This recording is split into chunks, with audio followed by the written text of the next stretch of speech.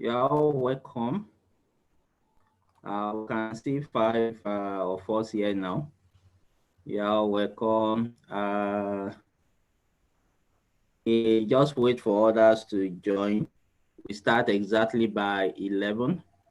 But if you can hear me and see the screen, just say yes, I can hear you. I can see the screen. Just type it at the chat group.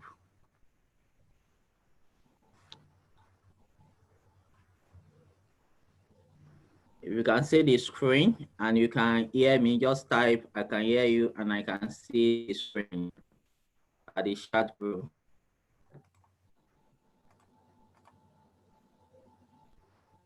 Okay, Oluwakem say, yeah.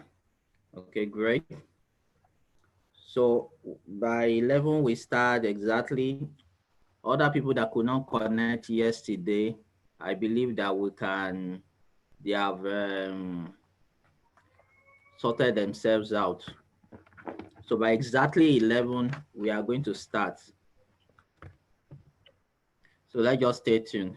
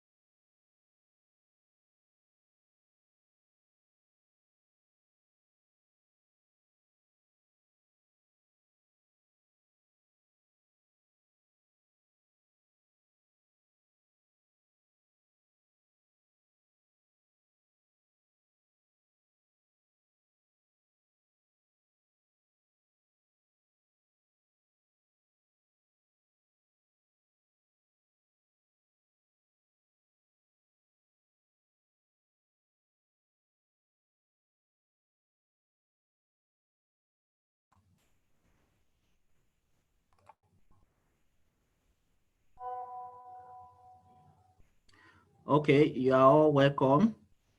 You should start hearing me now. So we are waiting for others. We start exactly by 11.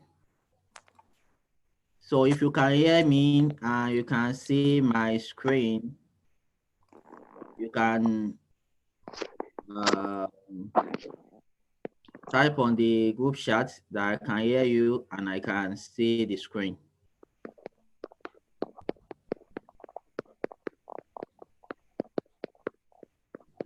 So we want us at least 80% of the class, we want us to be here.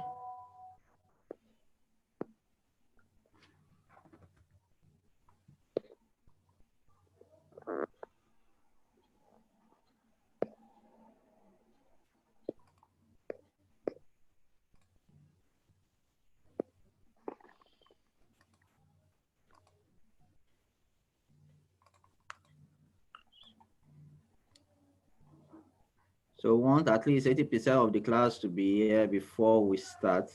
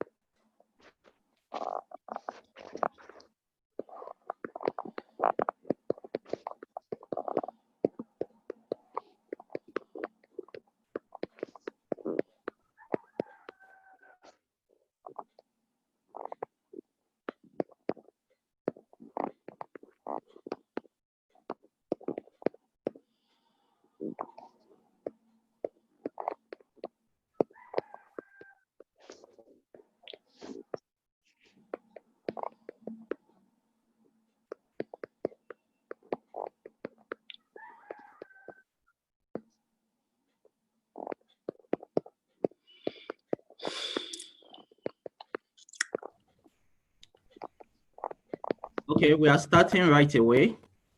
We want to welcome all of presentation. I know that and we have make this opportunity available to every one of us.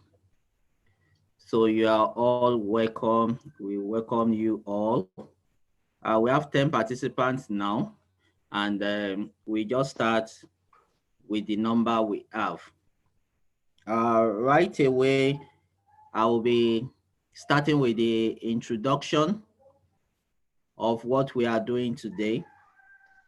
So after that, we start with our first trainer today. Our first trainer is in the house, and is ready to take us through today. So how was our night? Let's give opportunity for one or two people to talk. How was our night? Folashade, how was your night? Let's hear from you. Hello, Folashade. Okay, I think Caleb is on. Caleb, how was your night? Very pleasant. This is Shade speaking. Okay, great, great. Good to have you. You are welcome. Caleb, how are you doing too?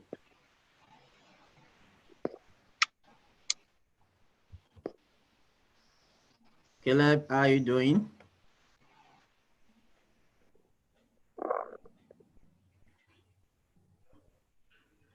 Okay, we can't hear you. Okay, Daniel Chris. Daniel Chris, let's hear you. How are you doing today?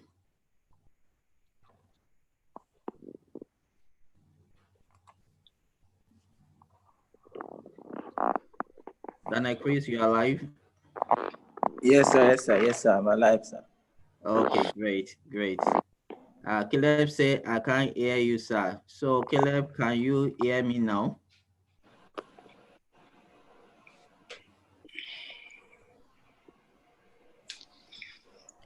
So if you can hear me, type on the group chat that I can hear you so that we can just start right away.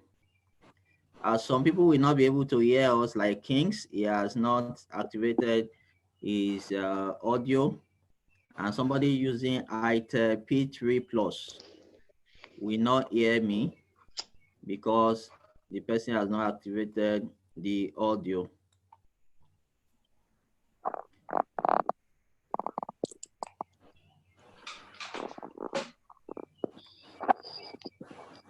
Okay, Emmanuel say I can hear.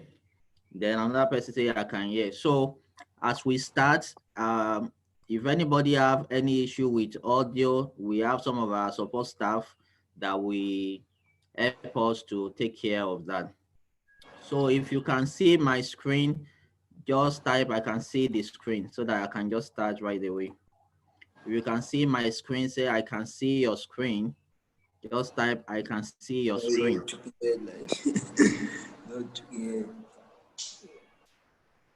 Say I can see your screen. I can see your screen.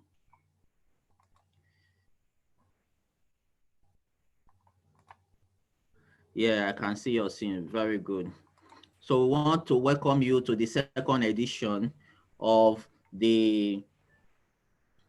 this presentation and training on how to write business plan. The first edition was awesome. We had fantastic testimonials. We had people making money with the skill of business plan. And we know that this set of people we have today, your own story will also be the same. You are going to be making money writing business plan for others. So I want to welcome you all. This short welcome speech is going to be on what I call another streams of income, business plan writing skill, another stream of income. Why am I looking at this for our discussion? A lot of us here, we are experts in different fields. Some of us have retired. Some of us were in the financial sector. Some of us we are just starting our business.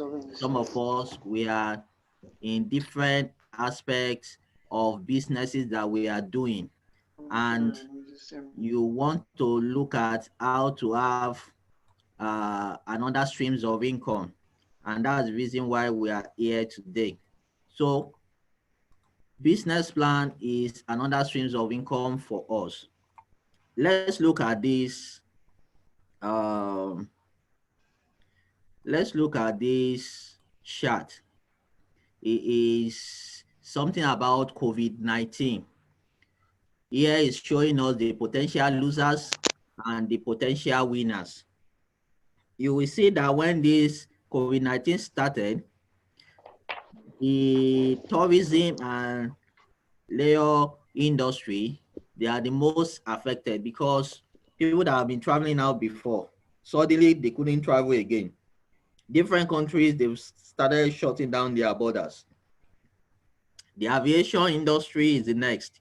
You see, if the plane that has been making millions of dollars every day before is not making any money again, you see what is happening here. If you see the automobile industry, at some point in Nigeria, there was interstate lockdown. So as a result of that, people cannot move around again.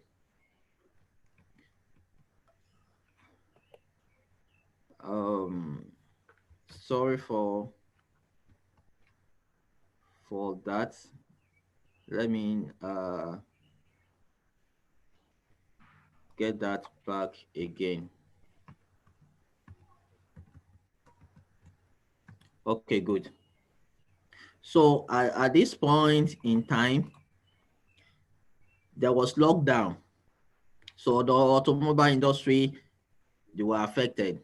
Construction and real estate, everybody has been asked to sit down in their house. So eventually people are not even thinking of buying lands. They are not thinking of construction. Manufacturing, especially clothes. The fashion industry is one of those industries that they need to start thinking of how can we be now, we have been sewing for different purposes before, but how can we help with this COVID-19 that is on? And there is one company now.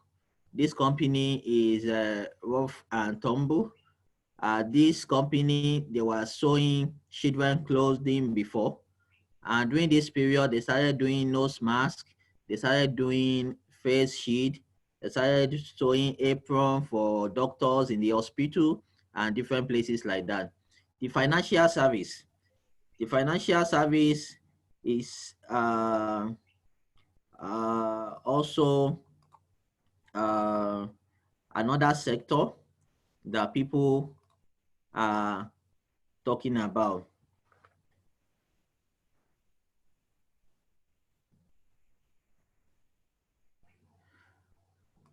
Okay, so if you can see the screen, if you can see the screen, type on the chat group that you can see the screen.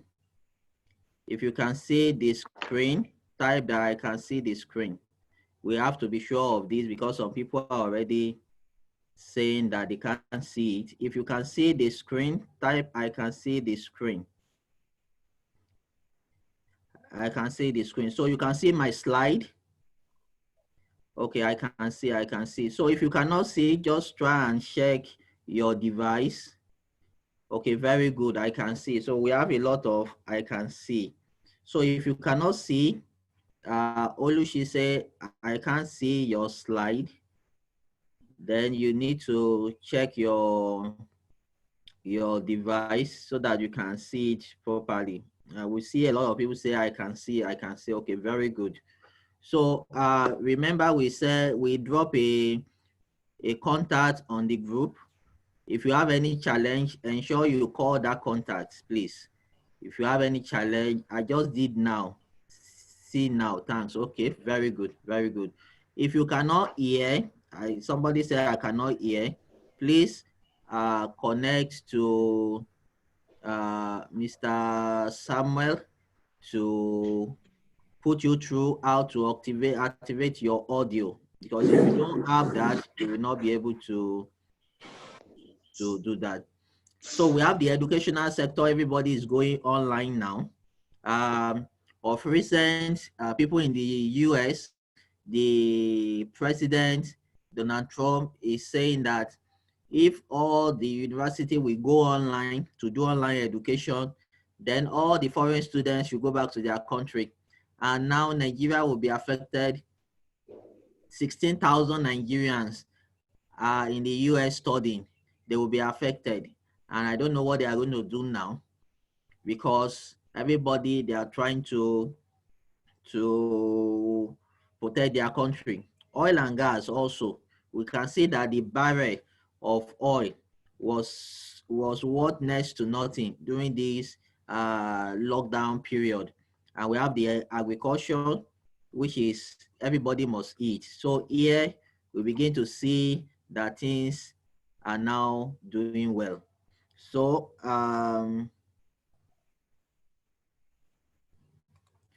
another one is the e-commerce. The e-commerce is also very important. It's growing gradually. Everybody wants to send something across to other places. So we have the ICT. ICT is also part of those period. Look at the Zoom we are using now. The Zoom we are using now, the owner of this Zoom has become billionaire overnight, just because there is high demand for Zoom. We have personal health care. Now we are going to the health sector. Health sector now is one of those sectors that people are pumping money. In Nigeria, if you see the kind of donation that different individuals and corporations are donating to combat COVID-19. So part of the places where money are now is the health sector. And we have the food processing and retail. We must eat, like I said. So you see the difference between this food processing and agriculture is two different things. In agriculture, you can decide to say, I want to start planting now. But during this lockdown, people want to be eating. They don't want to be planting. So that's the reason why there's demand for food processing and retail. And here we have medical supply services. Medical supply services is also part of those places that people need to go. So remember I said my focus of this short presentation is multiple streams of income. A lot of teachers today, they cannot uh, they cannot make money again because children are not in school. Uh, Parents are not paying school fees. The proprietors cannot pay their teachers. So as a result, everybody is looking for multiple streams of income. So here we say insanity is doing the same thing over and over again and expecting different results.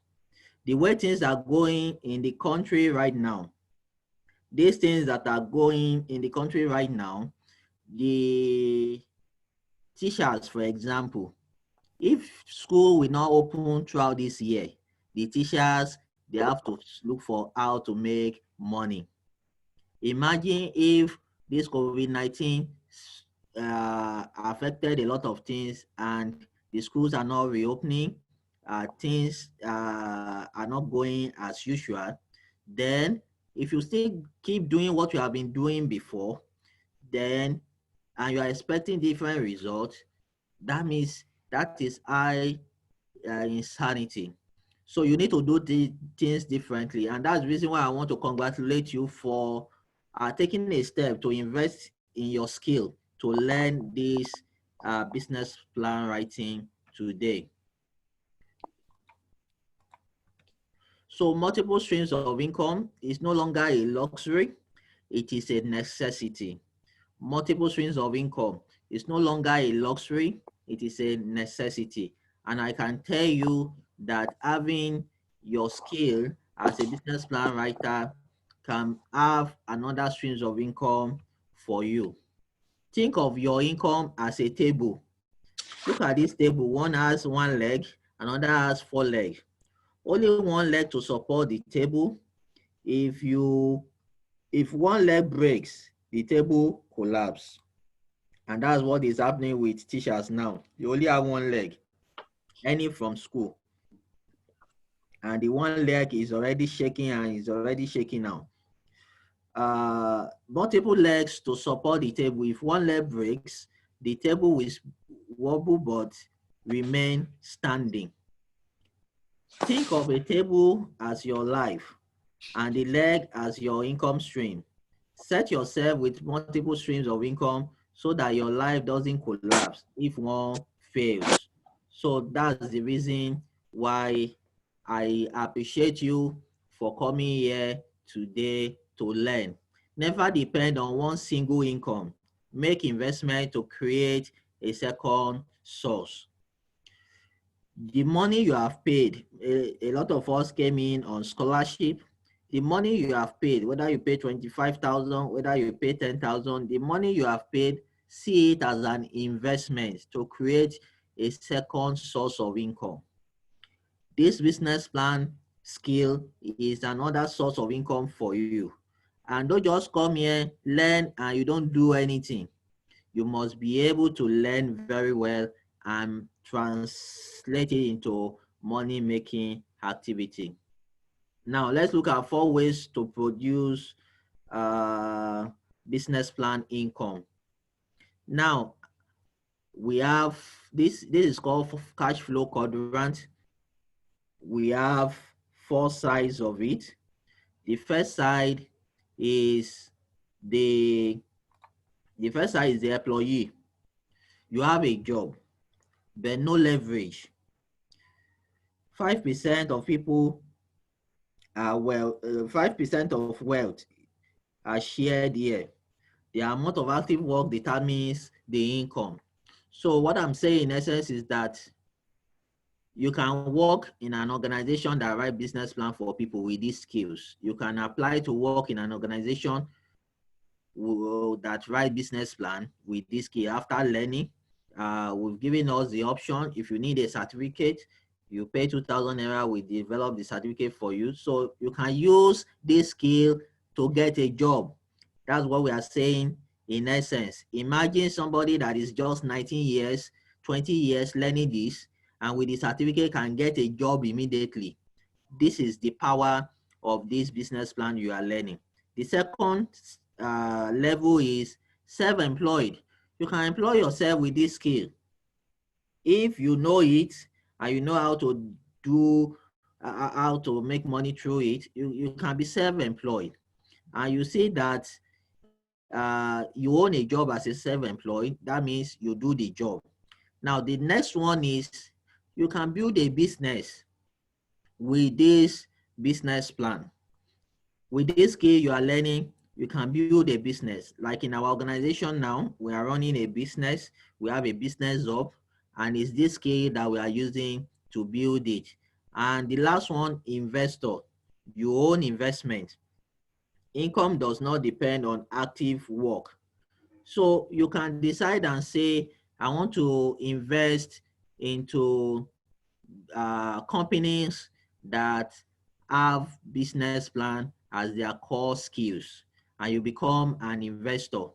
And today, one of the person that have invested into our organization in form of a grant is Tony Elumelu Foundation.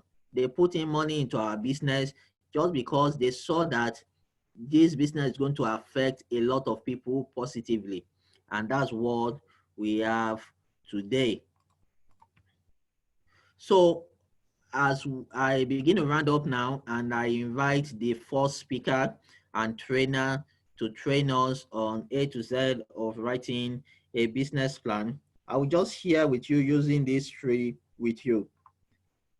We have this business plan, and around this business plan, there are so many things that you need to think about. Number 1 is your idea. What is your idea about? After the training today, we are going to give you an assignment to write a business plan on either your existing business or an idea that you have. It could be a project. For some of us that we are into the non-profit sector, the NGO sector, you run on projects. So these projects also, you write proposals for it, you write business plan for it, and things like that. Now, management. Some of us are working in organization in which our management will ask us to go and prepare a business plan. And when you are also presenting, you present to the management. Look at team. One of the key aspects of a business plan is the team that will run that business, that will run that plan. Those are the things we will learn today. Look at market also here. If you don't have market for your business, that business is dead on arrival. So you see the market for this business, then you see opportunities. There's something we call SWOT, your strength, your weakness, your opportunities and threats. In your business plan that you are learning today, you are going to learn about the opportunities around it. Then strategy.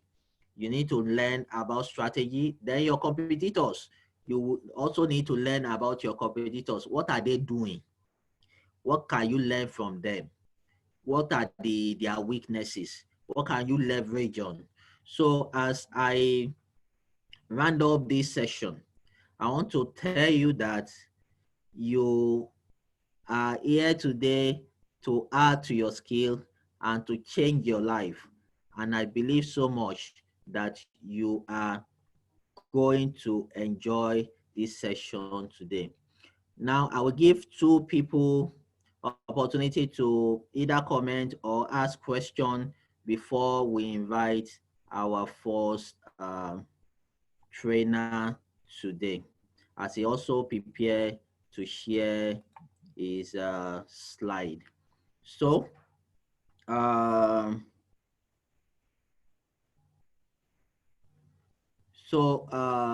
who wants to ask question or talk? If you want to ask question or talk, you can just raise up your hand. We do that while we invite our trainer today.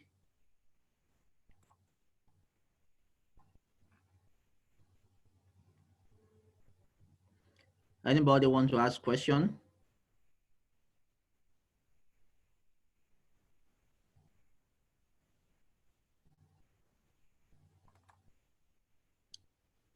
Okay, if nobody, we now invite Mr. Richard to take over this presentation. Okay. Good morning, everybody. How everyone can hear me? Good morning. We can hear you, but you can speak louder. Okay. Is it clearer now? Yes, better. I hope everybody can hear me so that I can continue. Yes, we can hear you. Okay. Okay. All right. My name is Richard Okun. I'm a business development consultant, and I'm the general manager at Adetiloye Business Hub. And it's my privilege to anchor this training today. And just like Mr. Dayo has introduced, we'll be learning the A to Z of writing a compelling business plan. And he has laid the foundation. We all know why we need business plan. I don't know whether I have to go through that, but he has established the foundation for that. So today we'll be learning the A to Z. And what do we mean by A to Z? We are learning the basis. That means for whatever business that you want to go into, or if you are writing for somebody, whatever business plan that you want to write, what are the basics such that if you know the basics, somebody say, please, can Mr. Richard activate his visual so that we can see him? Is my face not showing? Is my face not showing? Please, I want to see some message in the... It is showing, we can see you. Okay, because somebody was saying I should activate my visual. Okay. I'm not sure they are seeing me very clearly. Somebody is still saying, Mr. Richard. Okay, we can see your face. Okay, okay, we can continue. So I said for whatever business that you want to maybe write a business plan for, or maybe it's your own idea, we want to look at what is the basis such that if you want to sit down to write a business plan, you know, you can flow through in your thoughts. So that's what we are going to look at today. So over the years of working as a business development consultant, I have worked on multiple industries, agricultural sector. I've worked on e-commerce. I've worked on oil and gas, and I've also worked on logistics, like transportation. And so and then you may want to ask, how do I move from one industry to another, from another industry to another, or sector to another? Where is my area of specialty? Yeah, so that is a valid question because, you know, everyone has a background. For example, I have a background in engineering. So if you would expect that maybe if I'm working on a business plan, it should be based on engineering or everything related to engineering. But what I want to tell you that when you know the basis, when you know the foundation of developing a business plan, you can move from one sector to another. And so that's what we are going to be learning today. So let's start now.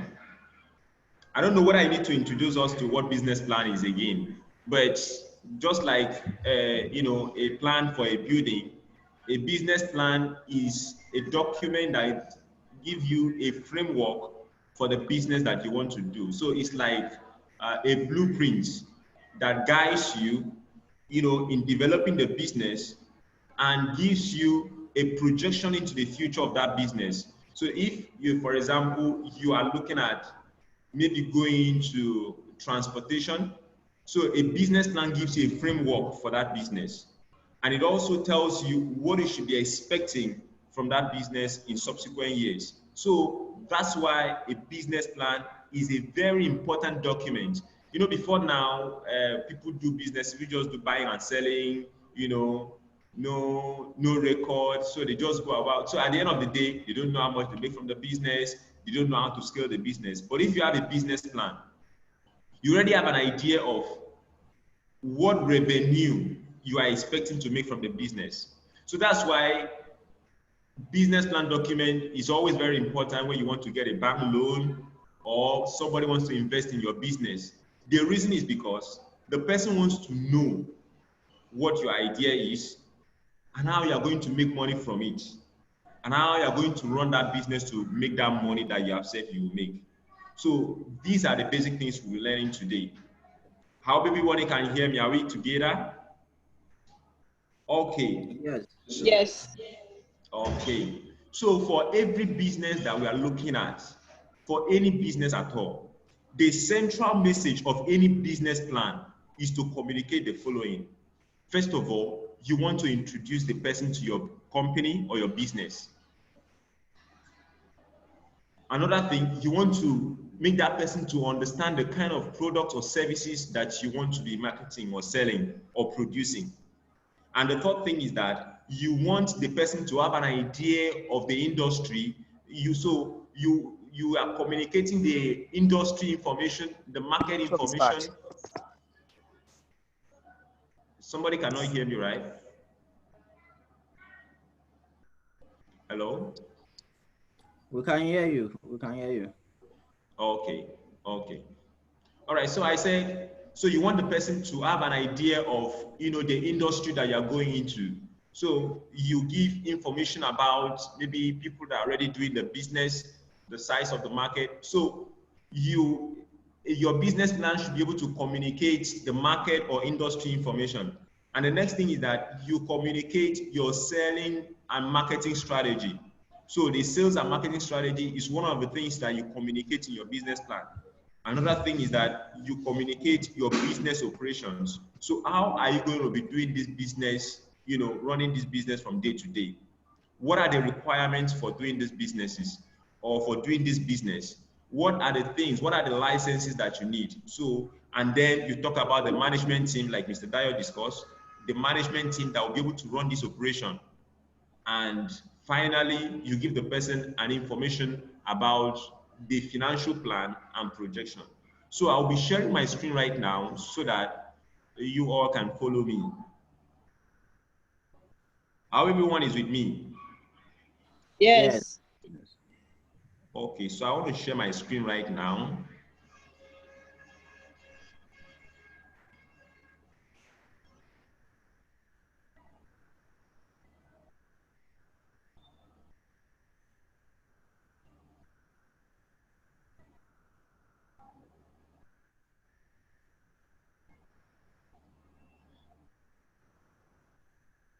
So is my screen showing? Yes, it's showing. Yes. Okay, okay, fine. So we'll be looking at, like I said, the A to Z of writing a compelling business plan, and the content of our of this okay, the outline of this studies is we'll be looking at the content of a typical business plan. Please confirm that my screen is showing so that I can proceed. Is my screen showing? Yes. Okay. Yes. Okay. Yes, it's showing. So this is a content of a typical business plan. So, like I said before, I mentioned the key elements that you communicate in your business plan, which I mentioned 7 of them. I said you communicate the background of your company or business, you describe your products and services, you give an information about the industry or the market, and then the sales and marketing strategies, and then you communicate your business operations, how you'll be doing the business, what are the requirements for doing the business, what are the licenses that you need to be able to run the business, and then you communicate an idea of the organizational structure and management team. And finally, you give the person information about your financial plan and projection. So the expansion of these thoughts, these 7 things that I've mentioned, is what constitutes a business plan. So somebody might choose a different format. The format, depends on who wants it. Or, for example, a particular organization that asks you to submit your business plan might want it in this format. A particular bank that asks you to submit your business plan might want it in a particular format. But whatever format that is demanded, it is basically an expansion of these thoughts, these 7 things. So you take note of these 7 things. No matter whatever structure, whatever template you are given, or whatever format that you are given to do the business plan, it will always communicate this 7 thoughts line. So you take note of it. So the typical contents, like I've stated here, is an expansion of that the 7 things that I've mentioned. So you have your introduction, you have, okay, first of all, you have executive summary, but executive summary often come last. It's the last thing that is often written. So you have your introduction, you have product and service description, you have industry and market analysis, competition analysis, you have your SWOT analysis, and the 16-year operational plan, you have the marketing plan, you have management, you have your financials, your financial plan, and then any other additional document or information, you put in appendices. So an expansion of the previous thought that I talked about, you can expand it into these contents that we have written here. So you take note, like I said, no matter the format you are asked to write a business plan, take note of those 7 cardinal points that your business plan must communicate. So let's look at the first thing, the executive summary. So it is a summary of the content Hello, of your Richard. business plan. Hello, Hello? Richard. Yes. Yes. Can you project this slide to full the screen? Okay. Yes. Let me see. Is it okay? Is it okay? Yes. Yes. Very good. Very Very good. good. Very good. Okay. That's full the screen now, right? Full the screen now, right? Hello? Yes, yes. Okay. Okay. So, like I said, your executive summary is basically the summary of the content of your business plan, and it highlights the key elements of the business plan. So your executive summary is the first thing that comes in your business plan, but it's often written last because it's a summary of the entire contents. And the essence is, if somebody gets your business plan, maybe you have written it up to like 20 to 30 pages, the person may not have the time to go through page by page. But looking at the executive summary, the person should be able to have an idea of what you are doing as a business. You should be able to have an idea of your company, should be able to have an idea of what your company is into, that what you do or what you produce. And then the person should be able to have an idea into your management team, who are the people that are going to be doing this business, and the operations, your strength, and then your financial projection. How much do you need to start a business? How much will you make in the first or subsequent years? So these are the information that will be summary, that you will get from this as a summary of your business plan, that will be in your executive summary. And it's advisable. It shouldn't be more than 2 pages of a document. It shouldn't be more than 2 pages. But 1 page is okay, 2 pages, very fine. So it is written last, but it comes first in your business plan. Hope that's clear. Okay, so we look at the next slide. Okay, so we look at your introduction. So from executive summary, you go into your introduction. And it is in the introduction that you give a basic description of your company. Remember, what I'm trying to, help us do here is that I'm trying to, like I've stated the cardinal or what I call the central message of your business plan.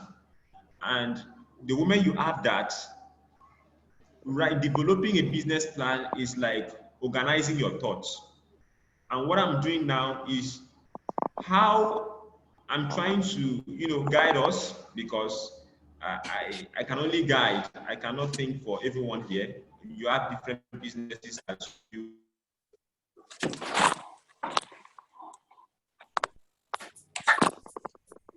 are into. And for what I'm doing now is to help you such that whenever you're pushing a business plan, you will be able to coordinate your thoughts.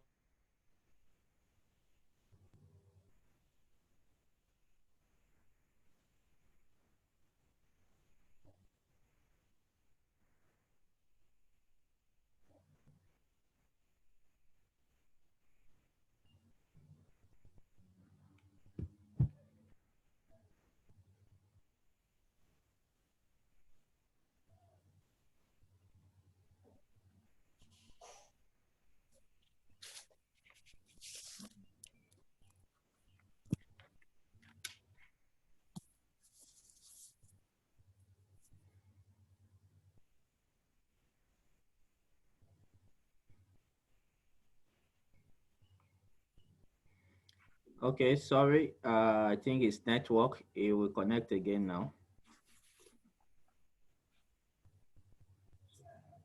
Okay, because anybody in Bay. And Mr. Richard, we connect again. I think we. Okay.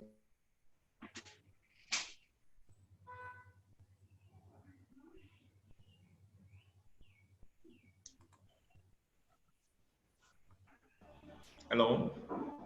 Yes, welcome back. Sorry, my network, went bad. So I will share my screen again. Okay. Give me some seconds.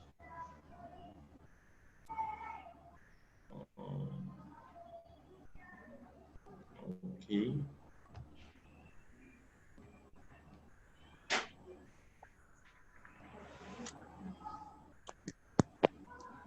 So I hope it's okay now. Yes. All right. So I was saying that, okay, so I was trying to talk about the fact that writing a business plan, is an intellectual work actually. And it involves coordinating your thoughts, organizing your thoughts around what you want to do, how you want to do it, like using the that 7, central points that I mentioned. So you are trying to see how to expand your thought around that. So what I'm doing now is like giving you a guide such that if, for example, somebody asks you for, let's say, for example, you are asked to write a business plan on pure water production, which is the sample we sent to you. So you already have an idea of what you want to do. And then how do you now put this into a business plan? Because that's the reason people outsource their business plan to be written by a consultant. Because if we're able to think, some of them will tell you, I know what I want to do, I have my thoughts in my head, I have a picture of what I want to do, but the problem is putting it down, in terms of in a writing form that be able to convey that information. And so if you are doing it as a consultant, you might have this challenge too. So somebody's trying to do a business that you as a person have not done practically. So how do you coordinate, organize your thoughts to still be able to prepare a compelling business plan for the person? So if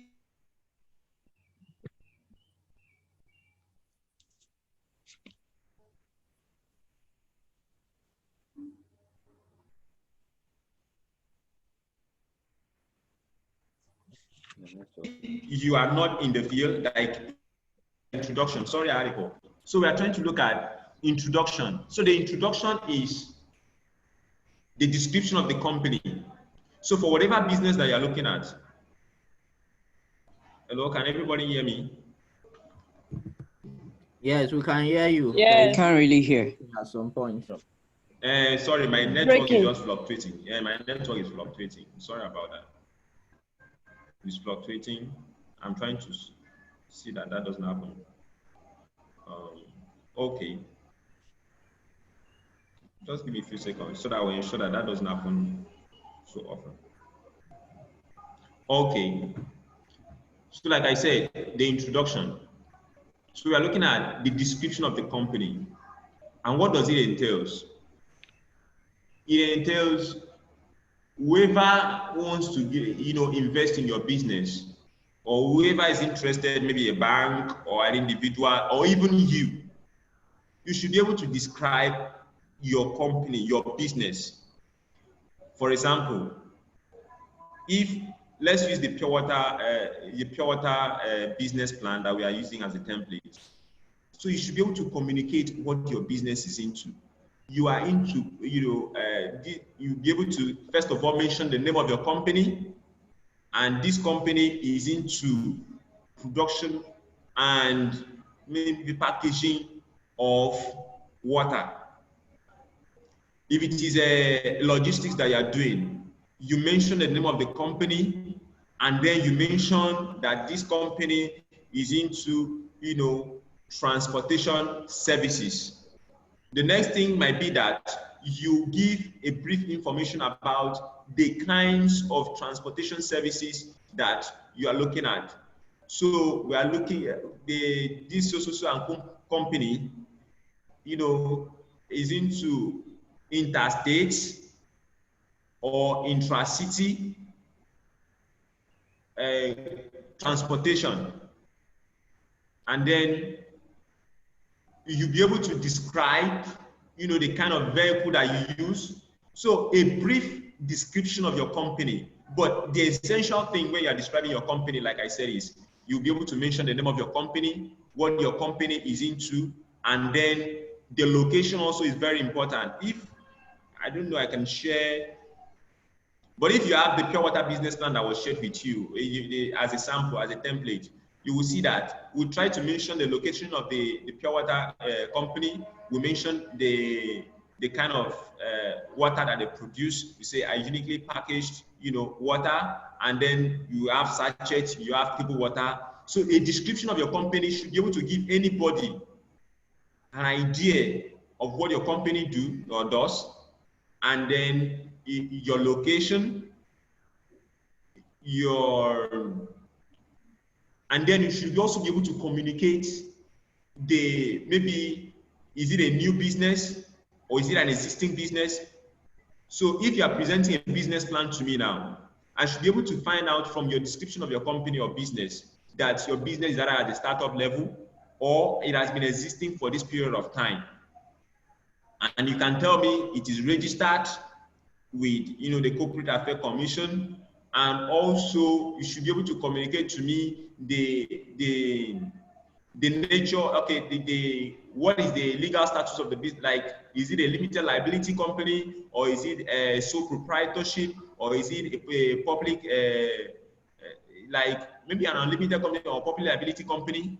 What is the legal status of the business should also be communicated in the description of your business. And so you move on to the mission and the vision statements. So what do you want your company to be known for? For instance, some people might say, okay, my vision is to be among the top 5 or top 3 brands or an household name for this particular product. Is a vision. For somebody that say, okay, for somebody that is into pure water production, the person vision might be to ensure access to clean water. Is a vision. So you want to ensure access to clean and hygienically packaged water for all. That means your vision is that everybody have access to clean water. Maybe if you are into maybe agro processing, you want to ensure that, okay, your vision might be, for instance, that you want to create access to maybe you want to create access to food at affordable prices.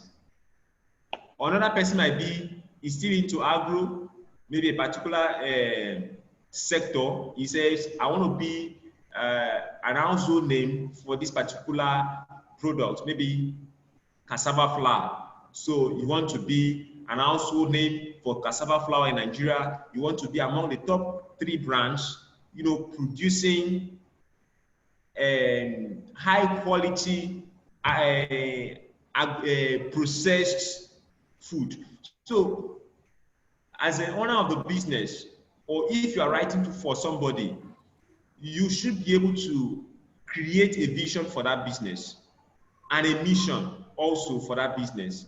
And then you move on to the objectives of the business. What does the business want to achieve? So the objective is, like, for example, it might be that for the 3 years of existence, you want to be able to make this, amount. You want to be able to make this level of turnover, or you get this maybe a particular percentage of the market segment or the market share, or your own objective might be that you want to ensure consistent, access to maybe what you are producing. So your objective centers around what you want to achieve with your business. What do you want to achieve with it? So it might be for profits. How much profit do you want to make? How much turnover? How, maybe you want to expand. Maybe you want to, maybe you are into a particular industry that, that is not so popular, that you want that business to become a mainstay or something very popular. So you want to create access. So it depends on you as the owner of the business, or the business that you are working on. And then we're looking at the value proposition. So what are the promise? What are you promising your customers? Because for whatever business you want to do, the people that you want to serve are already a customer, another person's customer. So if you are coming to sell, for example, table water now, somebody is already used to a particular table water. Why would that person now buy from you? You want to sell animal feed now, or you want to produce animal feed. People are already buying animal feed from existing company. Why would they change and buy from you? Maybe you are into whatever, even if you are rendering services like a business consultant. We already have so many business consultants in the market. So why would they subscribe to you? Why would people subscribe to your services? It will be a product of your value proposition. So your value proposition is what you promise your customer and that you will deliver. So for some people, their value proposition might be speed of service delivery. So you give me a business plan to do today, by tomorrow you'll get it. Or 24 hours time, you'll get it. And so that's not common. And then a customer that already has an existing or that is already, patronizing another person might start looking at you. Okay, so if I need a business plan, this person can deliver within 24 hours, and it's almost at the same amount or a little slightly higher. That means if I need something that I need to submit urgently, I should go to this person. And so whenever somebody needs a business plan they wants to submit urgently, because sometimes there are requests like that, they will just point to you because you have proposed a value to them, and then it's something that you know you can fulfill. The next item is critical success factors. So what are the things that you would do to ensure continuous success in the business? What are the things that you know or you think you can do to ensure sustainable growth for the business? Are the things that you will list out in your critical success factor. For example, excellent service delivery or good customer care services, or it might be consistent delivery of quality products. And then it could be having a quality management team to work with you, or maybe operational staff. What are the things that you have to put in place to ensure that you remain sustainable in the business and then you continue to generate profit and grow in the business? Are the things that somebody will expect to see in your critical success factor? The person might expect to see, okay, if he's an investor, he wants to see, okay, so you know what you are doing, okay, you know how to achieve, success in this business. And then we have another item there, current status of the business. Like I said, it's just based on your arrangement. The current status of the business is just like it's been existing for this period of time, or it's been existing, it's just a startup, it's just you've been in the market for the past 1 year. So this is it about your introduction. And I want to also add, so if you are an existing business, that means you have existed for, say, a period of maybe 5, maybe 3 years and above. You might, in your description of your company, you might want to give the person an idea of how you've been faring for the past years. You might be interested in telling the person the revenue the company has been generating for the past years. You might be interested in telling, maybe documenting, the management, the existing or the past management and their profile. So, and then you might also be interested in talking about the challenges that the company experienced over the period of existence and how they were able to surmount those challenges. That is for existing business. So you might sometimes it's really optional anyway, but if there are good things, if your company has achieved something very good in the past or made some giant strides in the past, you might want to include it in the description of the company. So let's move on to the next slide, description of your products and services. So for whatever you do, whatever business, whatever service you render, you should be able to describe that service or that product for somebody to the level that somebody that doesn't know about it, by just looking at that business plan and reading it, would understand it and might now decide to be interested in it, investing in it, or, partnering with you. Because sometimes business plan is not just for investors, and it could be for even a potential partner. So you want somebody to partner with you. You even want somebody to become a major part of your team, but you cannot pay that person. So you want to give that person an equity in your business, but that person is already doing something you feel is maybe working somewhere that you feel is higher than your where you will place the person in your company. So a business plan might be what may attract that person. So talking about the description of your products and services, it is advisable to start from the benefit of your product and services. First of all, describing it as it is. Then the benefit of your product and services to your potential customers before the futures. Is more advisable that way. The benefit of your product and services to your customers before the futures. So before you start saying that it has this light, it has this, you make your, so you, in describing your product and services, if it is, for example, maybe you're looking at water, maybe for the water we are looking at, or whatever product or services that it is, you should be able to describe the benefit of that product to your potential customers. What do they stand to benefit? When they drink this water, they derive satisfaction, and those are the first of all the benefits.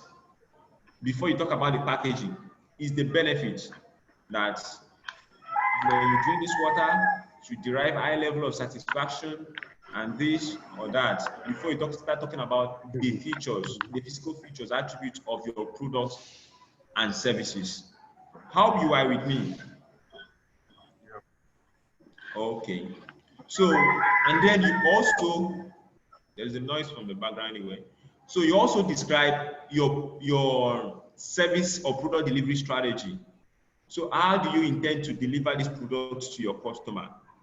Is what part of your products and service description. How do you want to deliver? So if you are selling, for example, maybe an agro, maybe processed food, could be anyone. How do you want to deliver it to your customer?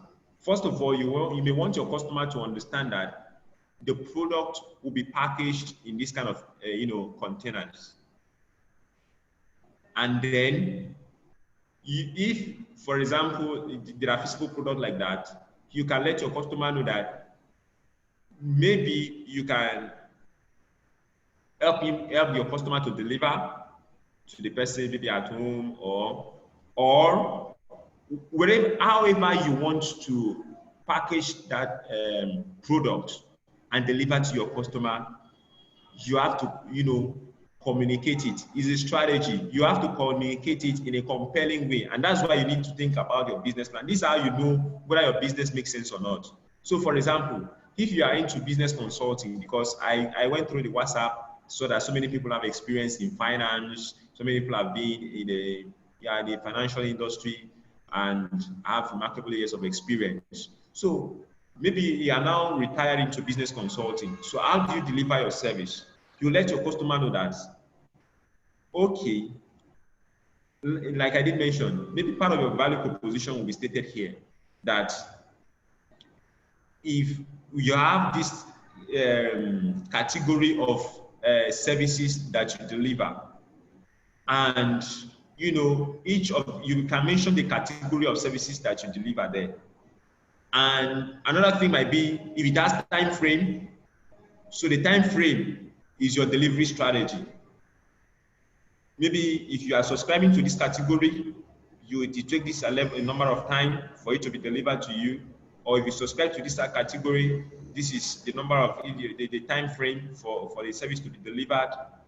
And then you tell the person it will be, if it's a document, it will be sent to you via email, or it will be posted to you using any of the postal services. And if it is maybe other physical products, you might say you will use this, what do they call them now? This company that helps to deliver goods, logistics company. So you use this logistic company. If you buy this phone with me, it will be delivered to you. So you list in your product and service description.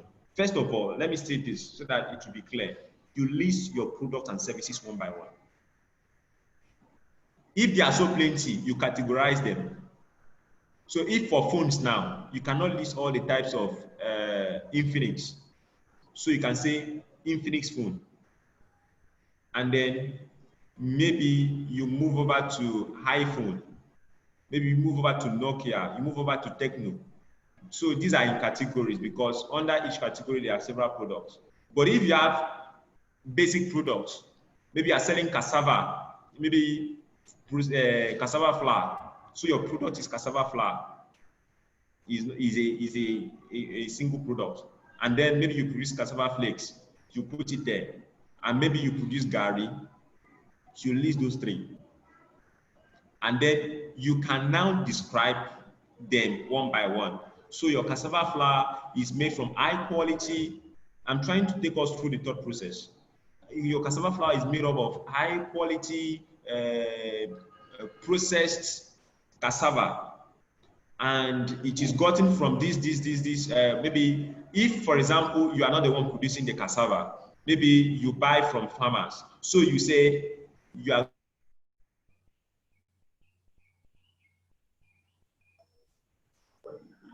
Caramel, help me buy first.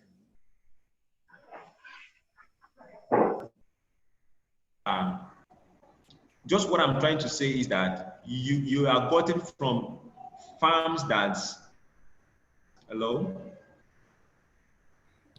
Can you guys hear me? Yes, we are hearing you, but the network is still breaking at some point. Okay, I noticed that it's showing so, but it's okay. Hello. Yeah, go We are ahead. with you. Yeah, we too. Oh, okay. So you should be able to communicate. Okay, so your cassava, for example, I'm using cassava now, is gotten from this category of farmers, and then it is processed using high quality. So somebody reading it should be able to see that, okay, this cassava flour I'm going to buy, or this cassava flour is going to produce, are produced under hygienic environments, and they are well packaged, and then their cassava is gotten from quality farmers, and so it is something that people will be willing to buy. So the same thing goes for other products. You should be able to describe it in a compelling way. That's just basically about product and service description. The next thing is the industry and market analysis. The industry and market analysis. So if, for example, you are submitting a business plan to me, maybe I want to fund your business. One of the things I will look at is the industry and how the market has been faring. Remember I said this is part of the cardinal information or the central message of a business plan, the market and industry information. So I want to know what is the size of the market that you want to go and play in. What is the size of that market? How many people are willing, are able to buy this product that you want to sell? How many people are willing? In fact, what is the demand for it? So your market analysis should be able to tell a potential investor or partner or convince even you that there is a market for that product or service.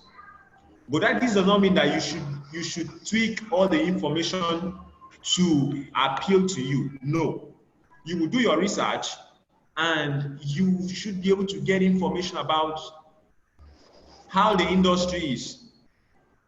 So the research might be researching articles, newspaper reports, business reports, to be able to have an idea of that industry that you want to play in, and also ascertain the demand for that product or service.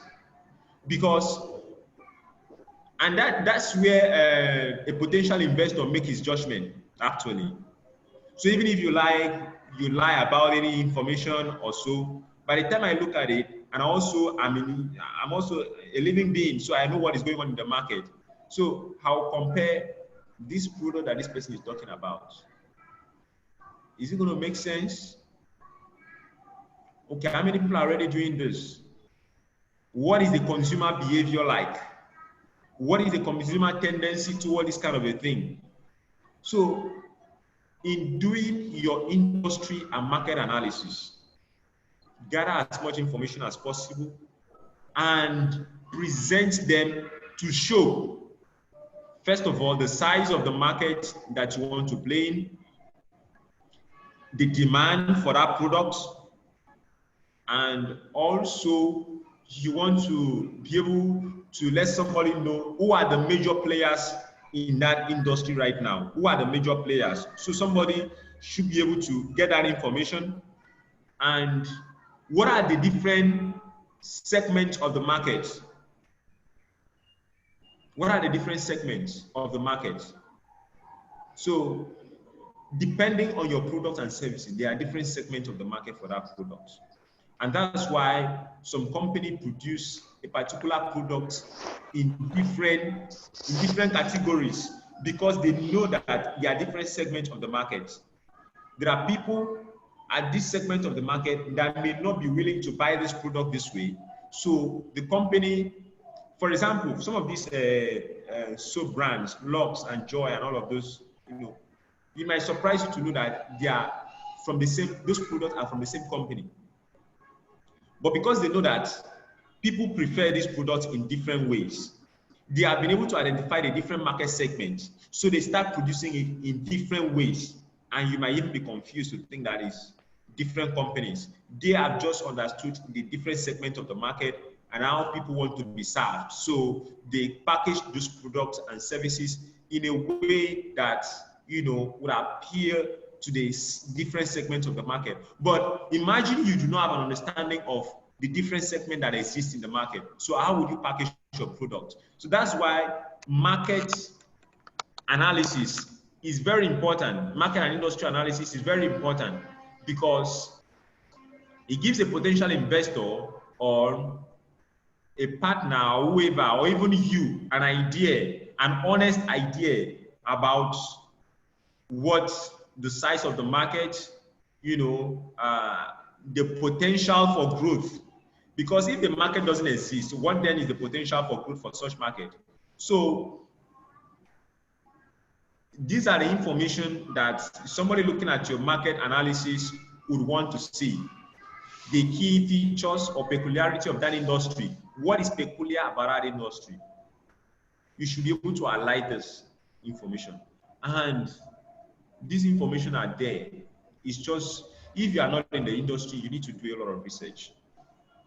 So for example, if somebody gives me a business, if I'm working on a business plan on maybe the agricultural industry or maybe a particular subsector, I will have to do research to understand the peculiarity of that industry, that subsector. Who are the major players? What is the size of the market? What are the different market segments? And is there a trend in that market? Is there a particular trend in that market? If there's a particular trend, so how does a trend move? And what is the potential for growth if I go into this industry? What are the opportunities in the business that,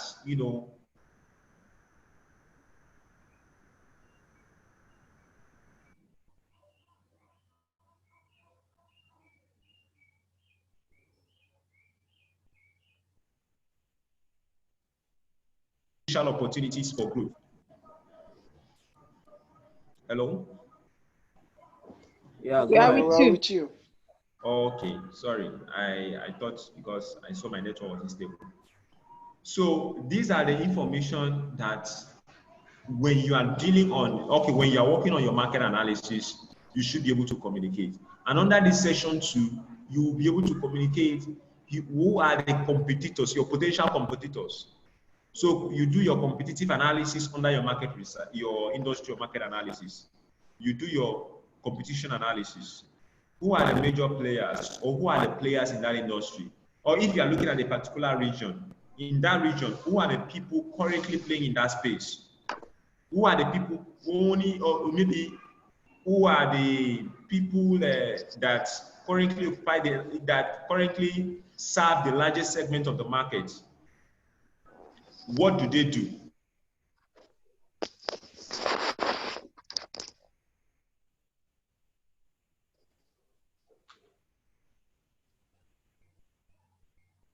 What are their unique analysis? And then another thing will be, under the same market analysis, you might now move on. Like Mr. Dayo said, you go to your SWOT analysis. So you have looked at your competitors' strength. The services they render, how they do it, their strengths, their weaknesses. So you have to also evaluate your own strength, your own weakness, your own opportunities, the threats to you. So when the time you put all this information together, somebody looking at it will can be able to make a decision. And like I said, even for you, you will be able to make a decision whether this business is worth the money, the time, the resources that you want to put into it. Because imagine you go to a market that there are no the demand for the product is very low, and then there are already existing big businesses serving that market, and the size of that market is also very small, and maybe the segment of the market is not what you can serve with the capacity that you have. When I mean segment, I'm not saying the entire market. Like I said, a market can be classified into different segments. A particular market, the market for cassava products, if you are processing cassava, the market for that product can be classified. You have people that want to buy the gari itself. You have people that want to buy the cassava flour, but they are all, consuming cassava. So you see that the segment of the market, is different for the particular product that you are producing. So you should be able to see, do I have the capacity to serve this segment of the market, or which of the segment of the market can I serve? So these are the things. These are the informations you need to get yourself, you need to have them at the tips of your finger, so that if you are preparing a business plan for yourself, it will give you a clarity. If you are preparing for another person, the person should be able to gain some clarity after he has gone through the business plan. And if a potential investor is with a document, should be able to make a decision. And please take notes.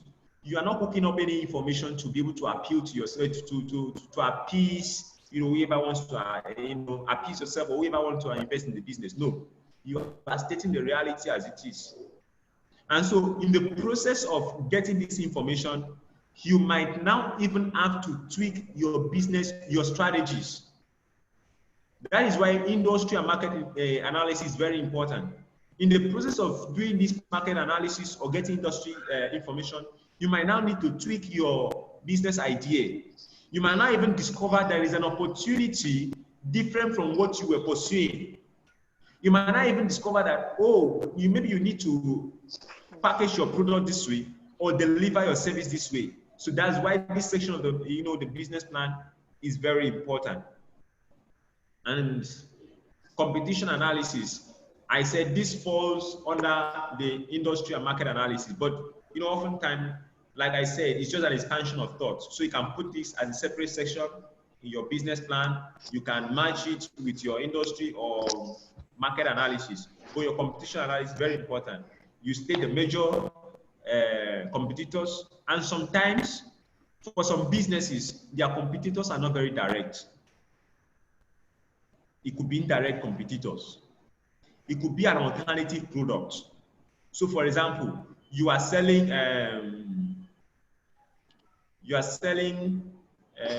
for example, for someone that is selling chips, you are selling plantain chips, or you want to start producing and sell plantain chips.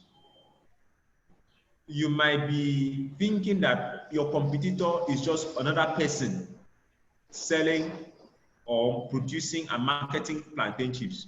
No, sometimes your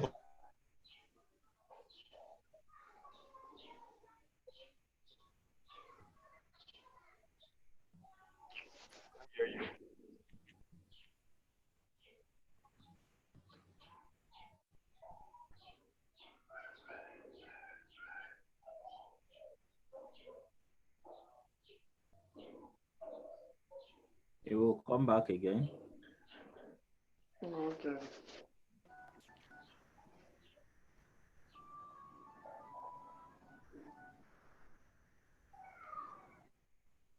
Okay.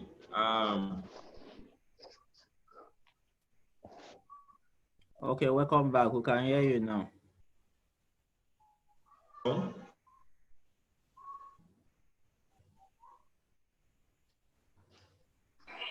Hear him.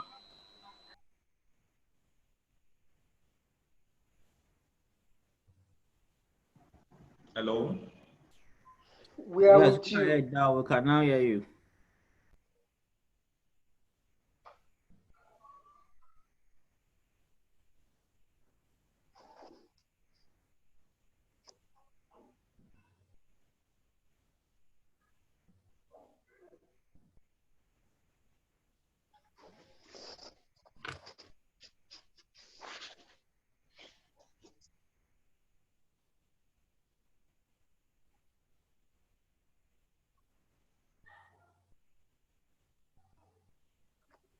Okay, we have to restart again so that he can get his network back correctly. But from some of the things we have learned so far, we can see that it's giving us step by step. If you follow this step by step that we have given us, if you check the sample that we have given to you, if I were you, I will also open the sample we sent to you by the side so that as it's picking those things step by step, you will be following the way the thing has been expressed on it. So is the competition analysis. And this competition analysis is very important in business plan writing. So it's trying to tell us how to analyze our competition. Those analyses are very important, but there are ways to do that, and that's what it's trying to show us. So it was using a sample of plantain chips, for example, a plantain chip company. So if you want to look at the competitor of plantain chip company, who are their competitors? So it will be so wrong for you to just say it is only other companies that are producing plantain that are your competition. It will be very, very wrong. And you know that plantain chips now, they sell most of those packaged one for 100 naira. So let me just open the class and ask us to get contribution for a Okay, so plantain I'm chip here. company. Okay, I think Richard is here back. Okay, I'm here, please. Okay, Richard, you can share your screen again. Okay, I'm sorry. I'm sorry about the breaks. Okay.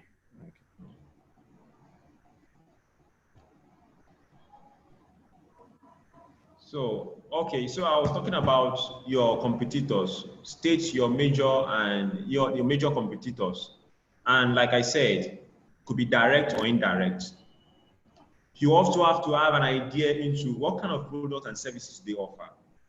So the person is producing plantain chips, or if it's plantain chips, how do they package their own? How do they deliver it to the customers? So these are the informations that you pay attention to. What are their competitive advantage? What competitive advantage do they have over you? Do they have a larger production capacity than you, or do they have a larger net? Maybe because they have already existed.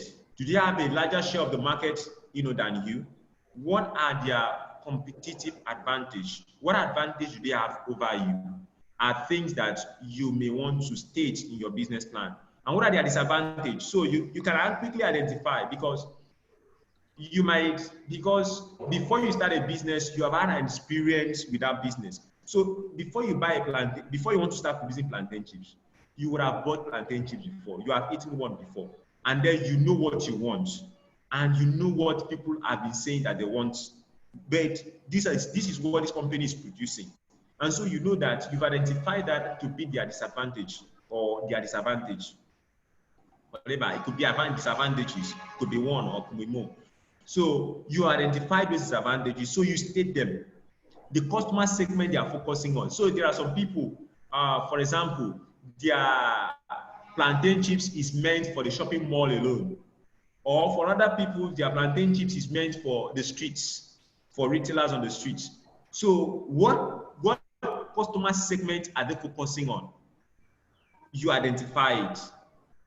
And then you should be able to state what is the probability, or what is the I want to say, I state the probability of new entrants, but exactly what I'm trying to say is, what is the potential there for a new entrant into that market? So somebody that is going to that market, so there are people already producing plantain chips, selling it, marketing it, doing this with it.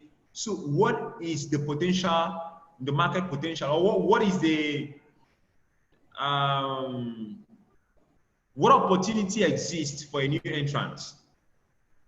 So even if you have identified some disadvantage, do you really have an opportunity in that market? So state the potential, they state the potential.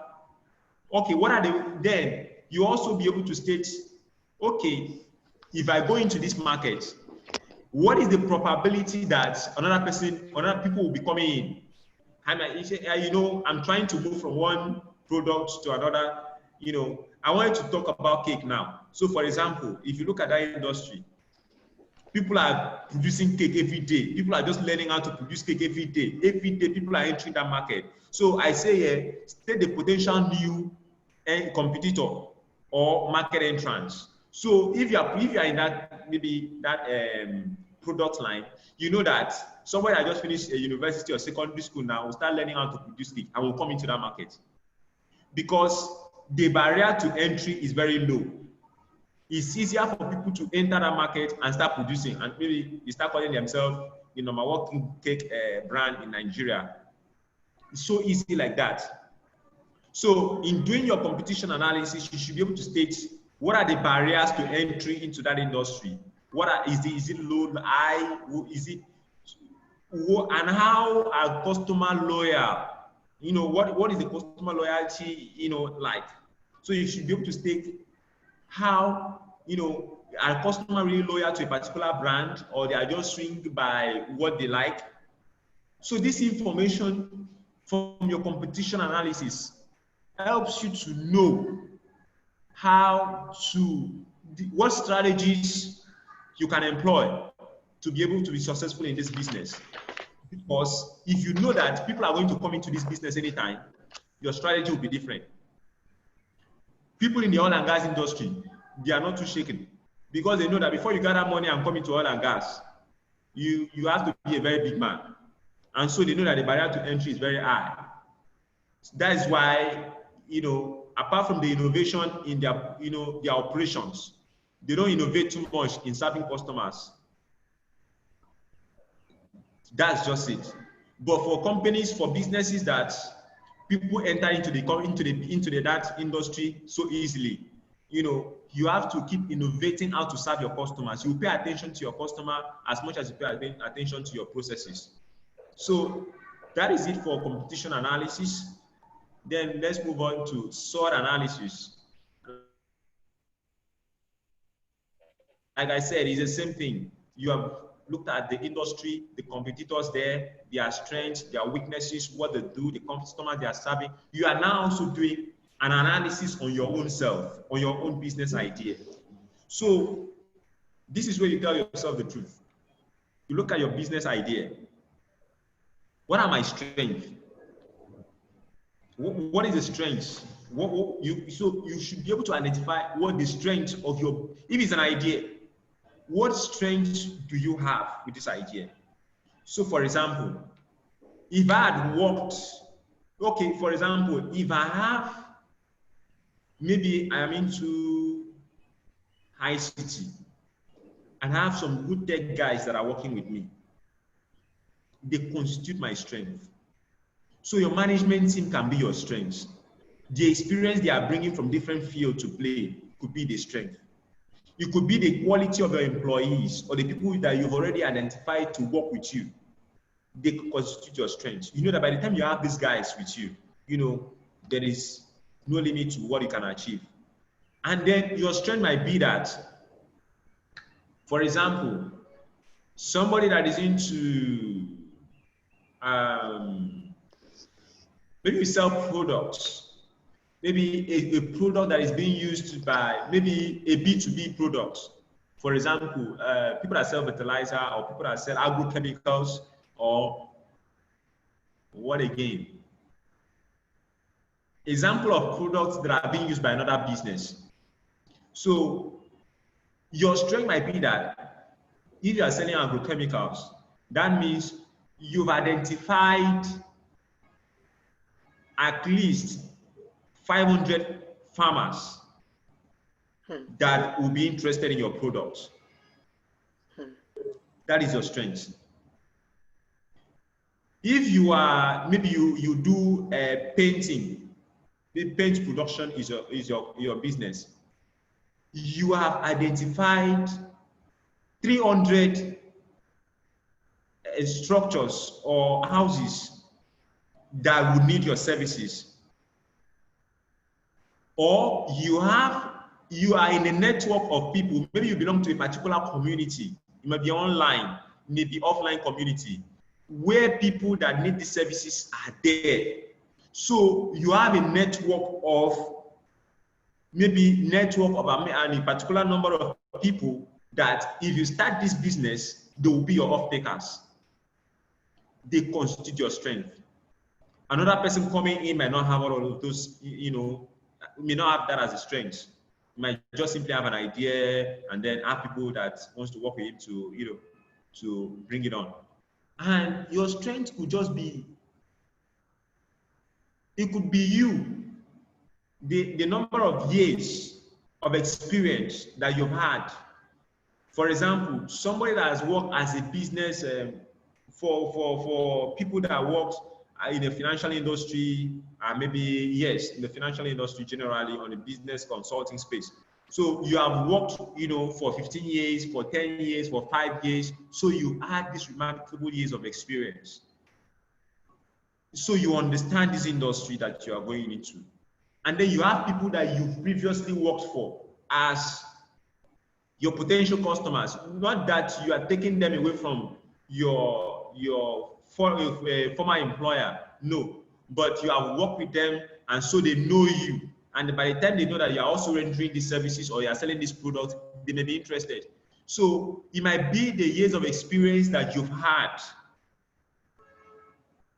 in a particular business, in a particular industry, in a particular sector. It could constitute your strengths. So it's for you. I wish I could do the thinking for everybody. I'm just trying to see how to bring everybody together, to bring everybody on, so that whenever you are preparing a business plan for somebody, you will be able to know the path, the thought line to follow, and then the thought process, to be able to identify these things so that you can articulate them. That's why I'm trying to use as much example as I could. And I'm going from one industry because I know each of us here, we are interested, we have different business interests, we are into different things. So I'm trying to jump from one to another so that I can connect with different people at different levels. So like I said, these things constitute your strengths. Your weaknesses or your weakness. So you need to be very honest to yourself on this, because by the time you identify your weakness, you will then be working your way out of it, how to overcome that weakness. So for some businesses, their weakness might be that they have access, they don't have capital. So maybe access to capital is very low or poor access to capital, or low capital simply. That means with low capital, you cannot run this business the way other of your competitors are running it. And so you cannot be able to achieve the kind of results they will achieve. So it's your weakness. It's your weakness. And you might go ahead to state how you want to overcome that weakness. And it could be the reason that you are submitting this business plan to this investor, that you have low capital, and if you are able to have this as capital, you'll be able to take this business to this level. Your weakness might be that you are just coming into the industry, so you have no reputation in the market. Just imagine you starting to produce phone now. Maybe you are into ICT tech and you want to produce phone. You have no reputation. There are other phones that are there in the market. Even for yourself, set it as an example. Can you just go to the market and see a brand that is not popular and you'll be willing to buy? It's not, oftentimes it doesn't happen. So it's a weakness, and it doesn't mean that weakness should overwhelm you. No. Every brand today grew from that level.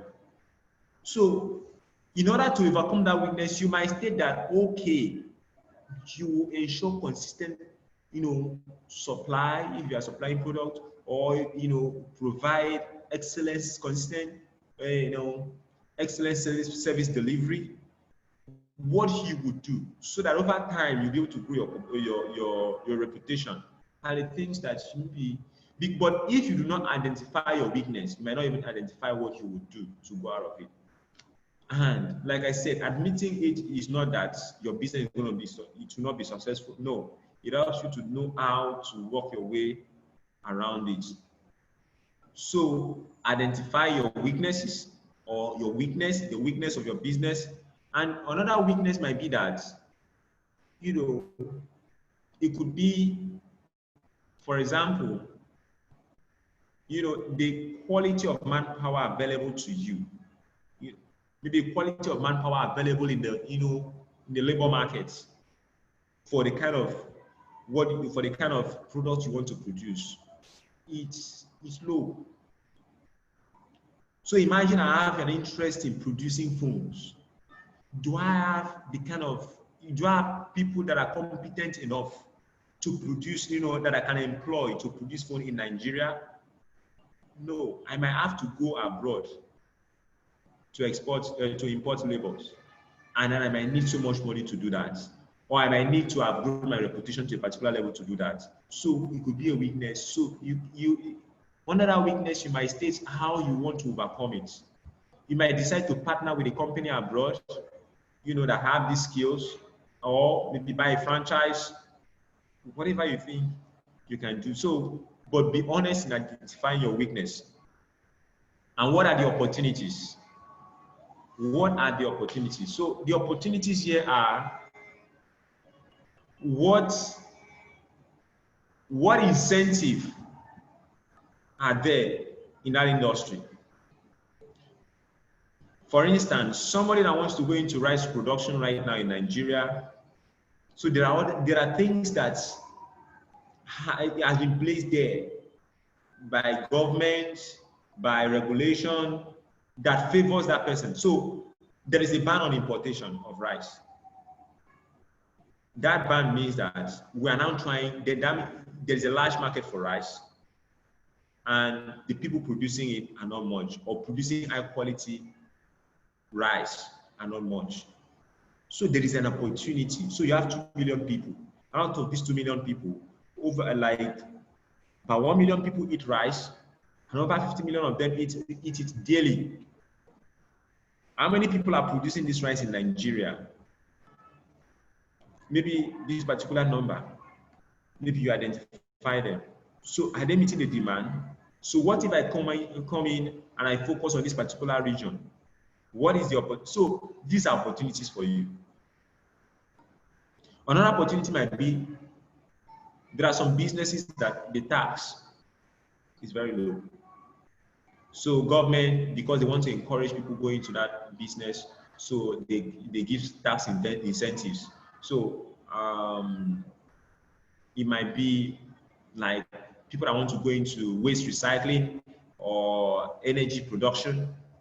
There are tax exemption and tax incentive provided by the government for people in that industry. So these are opportunities for you. It means but everybody is encouraging people to come into this business. There are opportunities in that business. If there are no opportunities, they won't encourage anybody. No government is producing. Nigeria now cannot be giving incentive or tax exemption for people that want to go into oil and gas production. No, they will not do that because they are even trying to see how to, reduce the level of, diversify the economy, so to say. So they would rather give incentives to people that want to go into agriculture, agri production and processing, agribusinesses generally, because they want people to go into that business. And the reason government is encouraging people is because there is opportunity there. Imagine that you're into tomato production and processing. There is opportunity there because the bulk of it is important. So, okay, opportunity. Richard. Yes. Okay, we have 25 minutes to go. So, okay. So okay.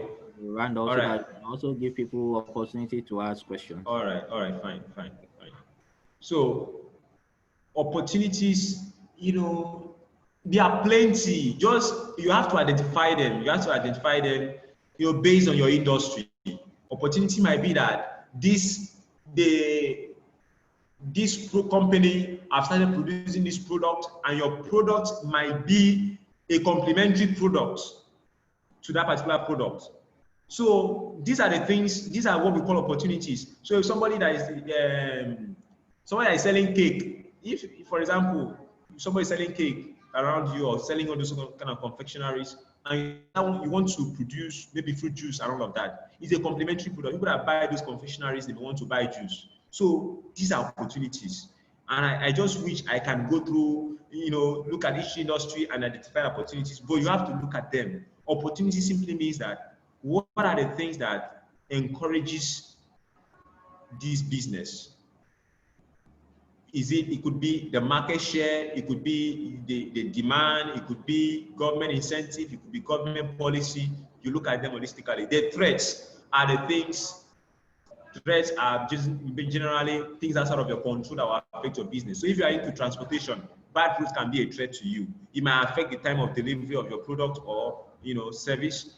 Bad network like we're having in Nigeria, it can affect. So if I was doing this business with somebody abroad now, and the person has a 5G or maybe a very good network, connection, and I'm here struggling, the person might just feel like, what's going on here? Might be interested in another person. So threats are these things that are outside of you, but are affecting your business. So how do you overcome them is also what, and threats could also be government policy. You have to identify them so that if these threats are overwhelming, like they have the potential of making you run out of business anytime soon. They have the potential of, running your business down. You can say, okay, maybe this is not worth it. So identify the threat too. And then your marketing plan. Define your target market. You can only be able to do this if you know from your industry or market analysis the different market segments. By the time you have identified the different market segments, you can now target a particular market. And how do you now target them? You know their characteristics, their location, their demographics. That's where they are, their location. Where are these people? What are their preferences? All of this about your target market. And then you can estimate, okay, this is the size of this target market. So you'll be able to, so the first thing in your marketing plan is that identify or define your target market. State how you will make your customers aware of your product or service. So this target market, how do you make them to know that you are existing? How do you reach out to them with your product and services? Is the strategy that you need to develop. And that strategy depends on understanding of your target market. Because you understand them, you should know how to be able to reach out to them. If your target market are always on the social media, that means you need to do social media adverts. If your target market are people that are already reading newspaper, you are into real estate, big men, they are reading newspaper. So your target market, your means of reaching out to them might be an advertorial on the newspaper. So identifying or defining your target market makes these other processes easier. State how you will promote. Promotion is almost like creating awareness and all of that.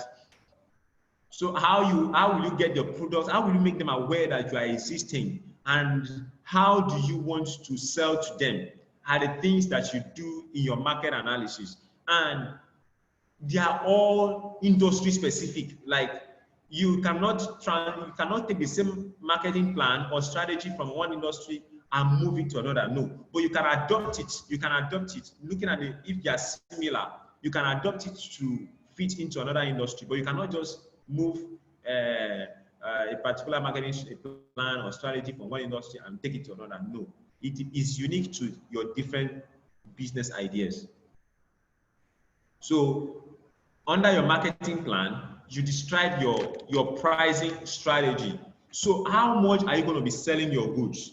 And in doing this, you should be able to know how is the people in the market selling you, because you do not want to sell higher than they are doing. Except you know what you are doing and you know the people you are targeting.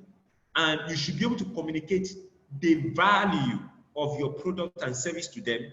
You need to perceive it as being that valuable for them to pay you, if they are going to pay you higher than the existing people in the market, your existing competitors. Or even if you are going to come lower, you have to ensure that your pricing strategy, oftentimes we advise that you use a penetration pricing strategy. That penetration means you do not go overboard. Like if your customer is currently selling for 100 naira, you do not want to go and sell 150. You might decide to sell at 100 naira too. Maybe over time, you may increase it, but it's not often advisable to play that strategy. Put it at the value that you are making at least a little bit of profit, or maybe even if you are not making profit, you are not running excessive losses since you are penetrating the market. But you might decide to keep a little bit lower than your competitors so that people can decide to come to you. And what other things, so I stayed here, what other incentives are there that will make customers switch from current providers to you? So it might be like bonuses, might be discounts, it might be what do they call it? Promo. So you do a promo. You buy this, you get this. You do this, you get this. You might do launching. You just launch a business. People come there, buy this at subsidized prices for that first day, so that by the time they test your product, because if they don't have a taste of your product, they can't even buy it from you. So your marketing plan should be able to do that for you, and state the channels you want to sell it. Do you want to sell it on do you want to do delivery, online booking? What are the channels that you'll be using to sell your product? So your operational plan, like I said, this gives somebody an idea of how you intend to run that business. How do you intend to run the business? Where is the location of that business? What were the criteria for selecting that location? Should be stated. You select it because of nearness to market or proximity to sources of raw materials. There should be reason for a particular location. And what are the raw materials that will be needed? What are the consumables that you need to produce that product? Or maybe to provide that service? What are the consumables? What are the things? If you are into consulting, you need a computer, you need network access, you need lights. So these are your own consumables. And for somebody to you need raw materials. If you are into cassava processing, you need cassava, you need a processing machine. Not processing machine without really is equipment, but you need cassava. Maybe what else do you need? Those are the basics. So you should be able to identify what your raw materials is or your consumable, and who are your key suppliers. You need to know people that will be supplying you this thing on time. Even if you have not approached them, just note that, okay, this company will be the one supplying you these raw materials for your production. You might even approach them to know their condition, but you have to identify who your key suppliers will be, who you be your network provider. Like, do you want to stick to MTN, Airtel, or Glo, or whatever? You have to identify your key service providers or suppliers, products or key suppliers, basically. And also, if it's for a physical product, what are the production process? With the production process, you don't have to go into details. Just give a flow chart, maybe raw material, cleaning, processing, packaging, and distribution. You might now say a little bit about each of this, different production process. For somebody into consulting, it might be like, so your production process might be, that one is very unique anyway. So you get the business you are working on, you do this, you do that, and then but that one is very unique. So the services are very unique, and then we may not talk about that so much. But for products, you have the different process of products. Then we look at the legal environment. What are the requirements? What are the legal and regulatory requirements for your business? Do you need NAFDAC? Do you need insurance cover? Do you need permits? Do you need trademarks? Do you need patents? Do you need endorsement? Do you need CAC registration? Do you need TIN number, tax identification number? What are the key legal requirements such that if you do not have it, the government will come after you? So you need to identify this thing, because you don't want to start a business that you've just started and then the next thing is that they are running after you. And I think the last thing here is your labor requirements. What are the type of labor and the quantity that you want? Do you need skilled laborers? How many of them do you need? What would they be doing? Do you need unskilled laborers? How many of them do you need, and what would they be doing? You have to describe the type of labor and the quantity. Would you need professionals? What kind of professionals do you need to work with you on this idea, or to bring this business, to grow this business?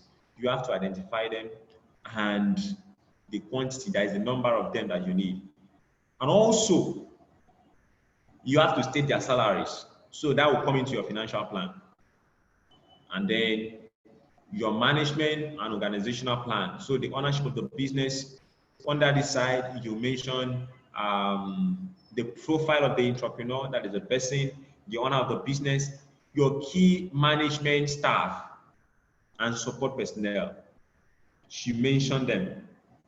So who are the key, who is the CEO, who is the manager, or is the business manager or production manager, who are the chief accounting officer, who is the chief operating officer, and you just take their brief profile. Because the essence is, if I'm looking at your business plan, or if somebody, a potential investor, is looking at your business plan, the person wants to see, do these people have the competency, or are these people competent enough to manage this business, to manage this level of fund that you want to give to them, or I want to invest in this business? Do they have the qualification? Do they have the experience? You're looking at each of them, from the CEO, to the management staff, do they have what? So, and I also want to know this kind of, if I invest in a sole proprietorship business, what if the owner runs? So my money is gone. So these are the things that you should be able to state under your organization and management plan or team. You state this. And then the organogram, so you design an organogram to show the flow of information. And then finally, your financial plan. So Mr. Dayo will be taking us on financial plan and projection tomorrow. Very key in aspect of business plan writing. So you have there your key assumptions, the cost estimation and projection. The cost estimation and projection for starting that business. What's the cost of starting that business? Is the thing that you state in your cost estimation and projection. What are the key assumptions? How many days of the week will you be working? So these days of the week determines the resources that will be expended. And what other thing? So the key assumption, if you are working on a particular currency, or there is a particular thing that you are assuming, maybe the inflation and the tax. So you state that your taxation, you are assuming that tax, government tax, maybe company income tax is 30%, and you're assuming that the inflation maybe is at maybe 11%, and then you should be able to, if you are borrowing money, what is the interest rate, the current interest rate in the market, and then you should then also define in your sources of finance what money that you are using to finance this business, how much of it is from you, owner's equity, and then what are the money coming in from other sources, then your revenue projection. How much are you going to be selling? So Mr. Dayo will take us through that tomorrow, or I think later on today. Today, yes. So your revenue projection, how much of this good can you be selling in a day? At what price? What is the cost of producing them? And so if you are selling them this number in a day, and for this number in a week, and this in a month, for a year, how much revenue will you make? What will be the profit? Can the profit repay for what you have borrowed, or and that you will pay back with interest? So these are the things, these are the summary of, the A to Z, so to say, of writing a compelling business plan. And like I did introduce, to write a business plan, you need a fundamental, knowledge of the business. And so it can either be from experience or from research. I cannot do the research for you, but what I've done today is to take you through the thought lines, that the way you can approach it, when you're writing the business plan. And I don't know, maybe by the time I'm taking the question and answer, I would introduce some things, maybe some tips actually on how to do this. So I'll throw the floor open, for questions, and so that we can end this session. Thank you very much. I hope you got value from this session. Okay, thank you very much, Mr. Richard. So quickly, if you want to ask question, just raise up your hand like we did yesterday. Then we give us opportunity to talk. So if you want to ask questions, just raise up your hand and we give you opportunity to talk. Okay, we have Oluwakemi. Okay, you can unmute yourself and talk now. Okay, good afternoon. Thank you very much. Thank you very much for the presentation. I want to have the part of the Hello, I can't hear you. Maybe you should answer part. The part of the financing. Yes. The last one you discussed, the financing, I didn't really get that part. Okay, so for the financing now, what we are looking at is for this business that you want to do. Sometimes the entire fund for the business can come from you. Sometimes part of the fund that you need to finance that business might be from a potential investor. So how much do you have? You can put it in percentage. 60% out of the estimated cost of starting this business, from the breakdown of the equipment, of the raw material that you need, from that breakdown, maybe for example, you need like 10 million naira to start that business. After you have stated that it's 10 million naira you need to start this business, how much of it do you have? So if, for example, you have maybe 1 million naira, so you have just 10% of that amount. So you state it, okay, owner's equity, 10%. So I want the bank to borrow me the rest of the 9 million. Or maybe a potential investor wants to invest. You tell the investor, okay, investor can only invest 30%. So, and then the rest of the 60% can be sorted out by another way. So that is what we talk about. So that's what we mean when we are talking about financing for the business. I hope that was clear. Yes, thank you. Okay, if you want to ask questions, raise up your hand quickly. At least let's have like 5 people so that we round up this session. I have a question. Okay, go ahead. Yeah, please, Mr. Richard, are we going to get a soft copy of this business plan that you just taught us now? Like soft copy of the whole... The slide, right? Yes. Yes, I think Mr. Dayo will do so. We share. You get it. You get it. Okay. All right, thank you. When would that be? Okay, as soon as the training is over. Maybe later today or tomorrow. But you are going to have your assignment today, so we can give you today. So That's the problem, because for me, I actually think I'm going to need the soft copy of what we just learned now for me to be able to like prepare an assignment, because obviously the training is very, very fast. So I was not able to like jot down most of the key points and all that. So you get it. You get it. All right, thank you. Yeah. Okay, we have Lami. I can see Emmanuel raising up his hand. But Emmanuel, you are supposed to raise up your hand using a particular icon on your Zoom.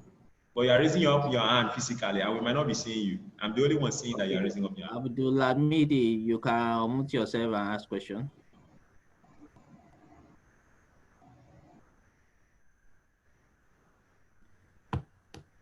Abdulhamidi, you can unmute yourself and ask question. Hello. Yeah, I can hear you. Hello, can I go ahead? Nice presentation from Mr. Richard. Okay, thank you, Mr. Can you hear me? I can hear you, sir. Please, I want to have your insights on business model canvas. What can you say about it?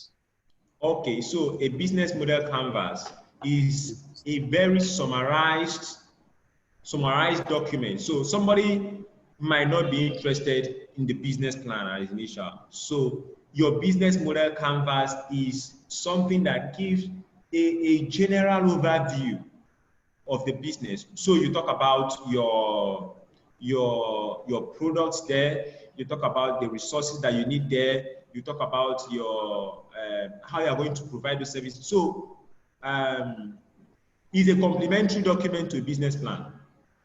It doesn't replace a business plan, it's a complementary document.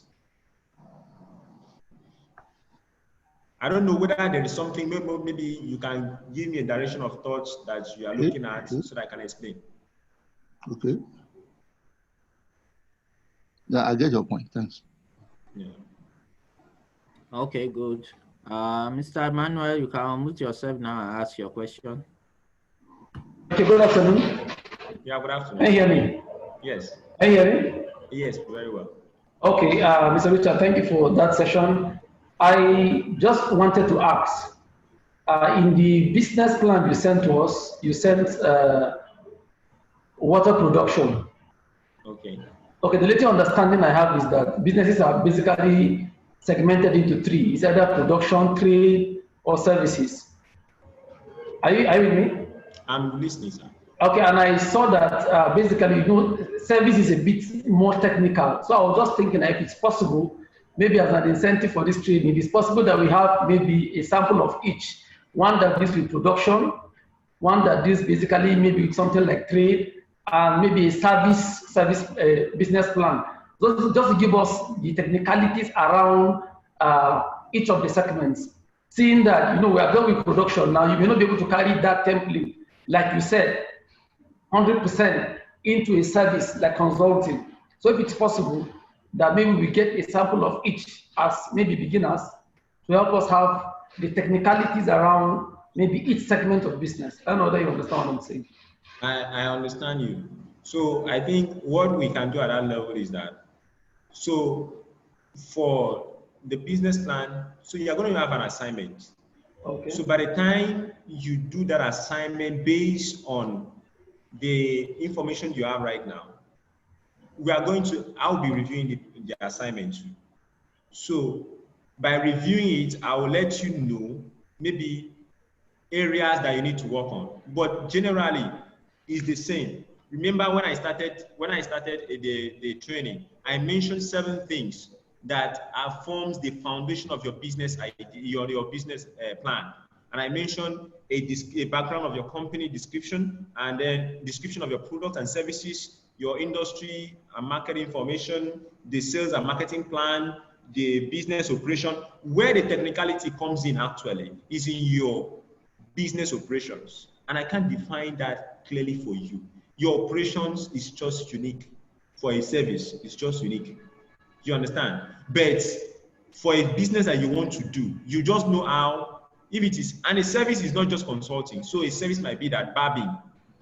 So barbing can be a service. So how do you structure your barbing? That business operation is what I'm talking about. Thank you very But we much. will help you to review it. You're welcome. Okay. Thank you very much. You're welcome. Okay, thank you very much. It's already 1 p.m. So we have to go for a break now. We have somebody say, Mr. Richard, you kindly avail us your contact. So Mr. Richard is on the WhatsApp group. He's the manager for the Adetiloye Business Hub. So he will be engaging us. So you will have access to him. And he's still coming back tomorrow to take the money session for tomorrow. By 2, I'm going to take the session on financial planning and analysis between 2 and 4. So if there is any question you want to ask now that you will not be able to ask, by that section you can ask. We will answer it again for you. And the section is going to be interesting. We know that all of us, we don't have accounting background. So we're going to present it in a layman's language that you can be able to use it, and all those templates we have sent to you, you will be able to use it very well for what you are doing. So we want to appreciate you for this first session. If you gain any value, just comment on the chat box or on the WhatsApp group and say, thank you, Mr. Richard, for this awesome presentation. If you gain any value from it, on the group chat, just say, thank you, Mr. Richard, for this awesome section. You can do that on the WhatsApp so that we can just quickly end this session and prepare for the next session. So thank you Okay. all All for right. So I wanted to say, okay, maybe just for 1 minute or two. I think it's something that we'll mention to them subsequently. So for this information, sometimes you cannot, for the information for writing the business plan, sometimes it can be overwhelming when you have a plain sheet of paper or maybe a blank screen in front of you and you want to start writing. So it's advisable. There are websites, there are people already doing what you're trying to do. You understand?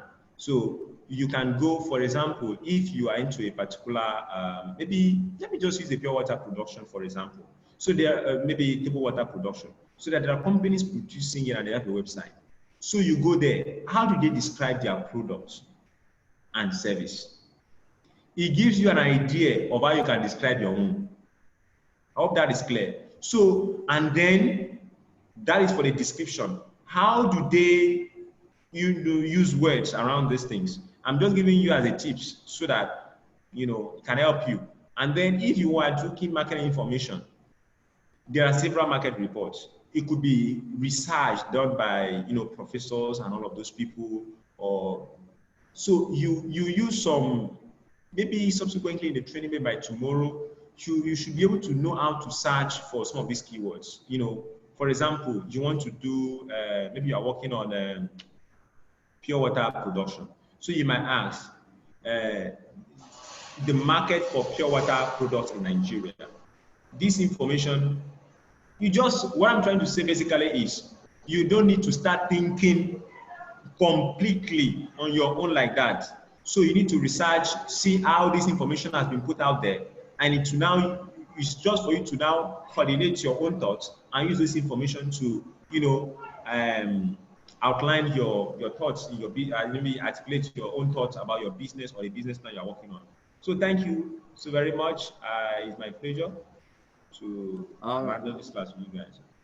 All right, thank you very much. So we can connect on the WhatsApp group. If you have any question, you can drop it there as we prepare for the second section by 2.